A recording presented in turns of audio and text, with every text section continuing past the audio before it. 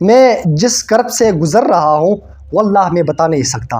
میں صرف اور صرف چپ ہوں تو صرف عمران خان کی عزت اور پارٹی کے اتحاد کے لیے میں چپ ہوں. بسم اللہ الرحمن الرحیم. السلام علیکم ناظرین، آپ دیکھ رہے ہیں انصاف نیوز. میں ہوں متیور ایمان. ناظرین، آج پاکستان تحریک انصاف کے سابق وفاقی وزیر شہریار افریدی صاحب آج کھل کے سامنے آ گئے. انہوں نے پارٹی کے حوالے سے تشویش کا اظہار کیا اور سوشل میڈیا کے پلیٹ فارم کے تھرو ایکس جو ٹویٹر ہے اس کے تھرو یہ پیغام دیا کہ مجھے بانی پی ٹی آئی سے ملوایا نہیں جا رہا. 24 مئی کو بھی مجھے روکا گیا اور آج پھر سے مجھے ملنے نہیں دیا گیا. تو انہوں نے یہ بھی کہا کہ پارٹی میں کچھ چیزیں ایسی ہوتی ہے جس میں چپ رہنا بہتر ہے. میں جس کرب سے گزر رہا ہوں واللہ میں بتا نہیں سکتا.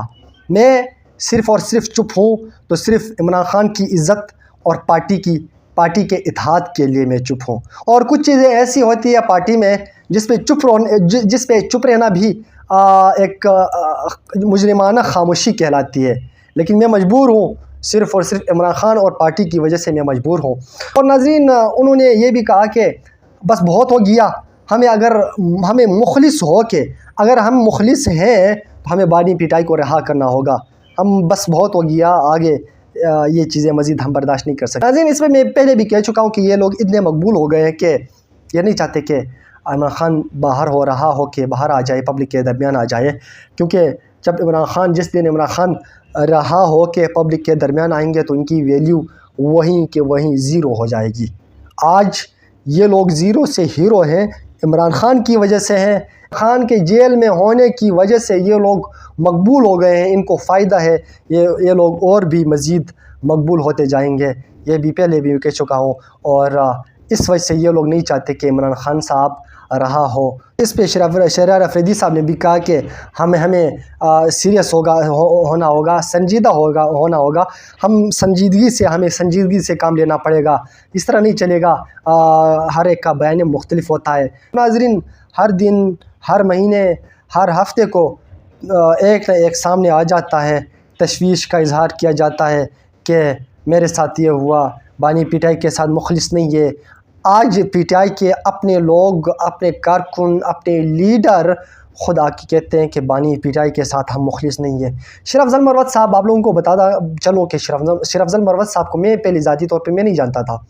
نہ میں نے ان کا نام سنا تھا اور نہ ہی گوہر صاحب جو کہ بانی پی ٹی آئی کے جو چیئرمین ہیں، نہ گوہر صاحب کو جانتا تھا. جب سے بانی پی ٹی آئی جیل میں ہے اور گوہر صاحب اور شیریں افضل مروت صاحب جس طرح مقبول ہو گئے سوشل میڈیا پہ، آج آپ لوگ چیک کر سکتے ہیں. سوشل میڈیا اوپن کریں تو آپ لوگ شیریں افضل مروت آپ کے سامنے آئے گا. شیریں افضل مروت کے اپنے چرچے ہیں، عمر ایوب کے اپنے چرچے ہیں، گوہر جو چیئرمین ہے اس کے اپنے چرچے ہیں.